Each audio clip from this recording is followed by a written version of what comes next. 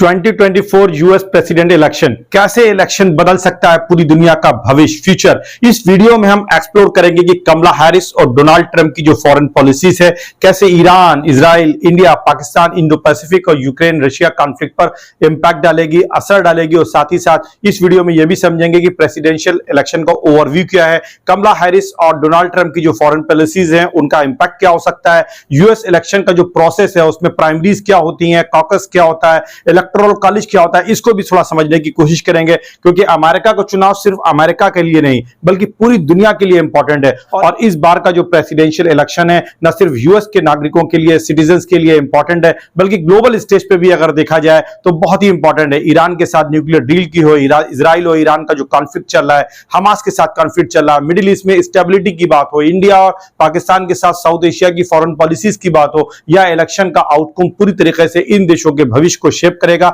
आने वाली पॉलिसीज को शेप करेगा। अगर हम कमला हैरिस और वर्सेस डोनाल्ड ट्रंप की बात करें तो कौन बदलेगा जियोपॉलिटिकल लैंडस्केप, ये एक बिग क्वेश्चन है जिस पर डिबेट दुनिया भर में हो रही है, जिस पर 5 नवंबर को वोट पड़ने जा रहा है। कमला हैरिस का फॉरेन पॉलिसी का जो एजेंडा है वो पूरी तरीके से डिप्लोमेसी और इंटरनेशनल कोऑपरेशन पर बेस्ड है और वो इंडो पैसिफिक में का जो रीजन है उसमें स्टेबिलिटी बढ़ाने के लिए मल्टी लैटरल पार्टनरशिप को ज्यादा स्ट्रेंथन करने के फेवर में है। साथ ही साथ अगर हम यूक्रेन और रशिया के कॉन्फ्लिक्ट की बात करें तो यूएस के एक्टिव इन्वॉल्वमेंट को जारी रखना चाहती हैं, यानी एक्टिव सपोर्ट जिस तरीके से यूक्रेन को दिया जा रहा है जो बाइडेन के नेतृत्व में, ठीक वैसे ही वो रखना चाहती हैं। दूसरी तरफ अगर डोनाल्ड ट्रंप की बात की जाए, उनका अप्रोच काफी डिफरेंट है। वो पहले भी अमेरिकन फर्स्ट की पॉलिसी के तहत इंटरनेशनल मिलिट्री कमिटमेंट्स को कम करने की बात कर चुके हैं। उनका फोकस बायलैटरल डील्स और सैंक्शंस पर ज्यादा है। वो ईरान और चाइना के साथ अपने टफ स्टांसेस को लेकर के देखे जा सकते हैं। इजराइल और मिडिल ईस्ट में उनका जो स्टैंड है, यानी ट्रंप की जो पॉलिसीज है वो काफी पहले से ही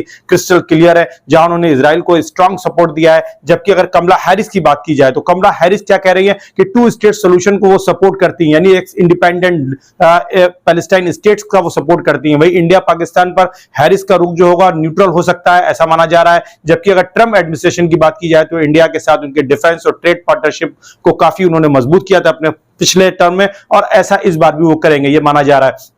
यही वजह है कि अमेरिका का चुनाव सिर्फ अमेरिकी सिटीजन्स के लिए नहीं बल्कि दुनिया के देशों, जैसे कि मैंने अभी बताया, उन सभी के लिए बहुत ही इंपॉर्टेंट है, क्रिटिकल है। और हर कंट्री की नजर इस बात पर है कि यूएस का अगला प्रेसिडेंट कौन होगा, कमला हैरिस या ट्रंप दोबारा फिर आएंगे व्हाइट हाउस में। क्योंकि इसमें दुनिया के कई हिस्सों में पीस, स्टेबिलिटी, इकोनॉमिक पॉलिसीज पर सीधा असर पड़ेगा। दोनों की पॉलिसीज अलग अलग होंगी, इसलिए यह समझना जरूरी है कि यूएस का जो प्रेसिडेंट है वो कैसे चुनाव उसका होता है, कैसे वो चुना जाता है, ताकि आप जान सके पूरे प्रोसेस को, कैसे वो काम करता है और किस तरह ग्लोबल इंपैक्ट पैदा करता है। अब जानते हैं कि यूएस का प्रेसिडेंट का चुनाव कैसे होता है, थोड़ा इसको भी समझने की कोशिश करते हैं। हालांकि यूएस के जो सिटीजन हैं वो नवंबर में होने वाले जनरल इलेक्शन में पार्टिसिपेट करेंगे ताकि अगले प्रेसिडेंट का चुनाव किया जा सके। लेकिन यह प्रोसेस कई मंथ पहले ही शुरू हो चुका है और यूएस के 2024 के जनरल इलेक्शन में, जो कि 5 नवंबर 2024 को की होगा, शेड्यूल्ड है, अपना अगला प्रेसिडेंट चुनना है, इलेक्ट करना है। हालांकि सवाल और भी है कि क्या कमला हैरिस पहली बार दुनिया की पहली महिला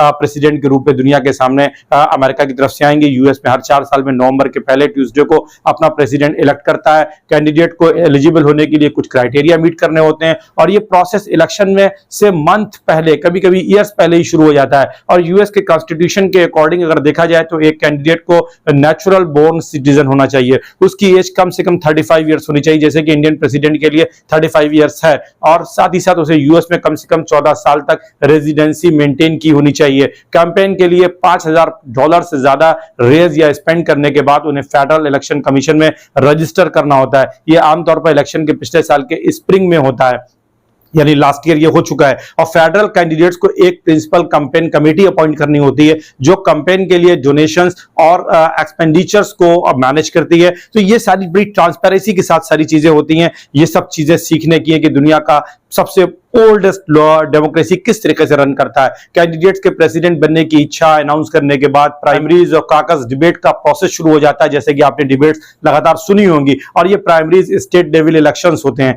जिन्हें पॉलिटिकल पार्टीज अपने अपने प्रेसिडेंशियल कैंडिडेट्स को चुनने के लिए यूज करती हैं। फिर ये आमतौर पर जनरल इलेक्शन के 6 से 9 महीने पहले होते हैं और वोटर्स सेक्रेट बैलेट के जरिए से अपने कैंडिडेट्स को चुनते हैं और उन्हें इलेक्ट करते हैं। कुछ स्टेट्स में वोटर्स को प्राइमरी में वोट करने के लिए पॉलिटिकल एफिलिएशंस डिक्लेयर करनी पड़ती है। कॉकेसस प्राइमरी से अलग होते हैं क्योंकि उन्हें स्टेट नहीं बल्कि पॉलिटिकल पार्टीज कंडक्ट करती हैं। जो पार्टिसिपेंट्स अपने पार्टी के प्रेसिडेंशियल कैंडिडेट बनना चाहते हैं वे डिबेट्स में डिस्कशन में पार्टिसिपेट करते हैं। फिर बाकी पार्टिसिपेंट्स जो होते हैं वो डिसाइड करते हैं कि वो किस कैंडिडेट का सपोर्ट करेंगे। कॉकस में मिले वोट्स के बुनियाद पर बेस पर कैंडिडेट्स को पार्टी कन्वेंशन में सपोर्ट करने के लिए डेलीगेट्स मिलते हैं। कैंडिडेट को दिए गए डेलीगेट्स की तादाद के स्टेट के हिसाब से वेराई करती जाती है।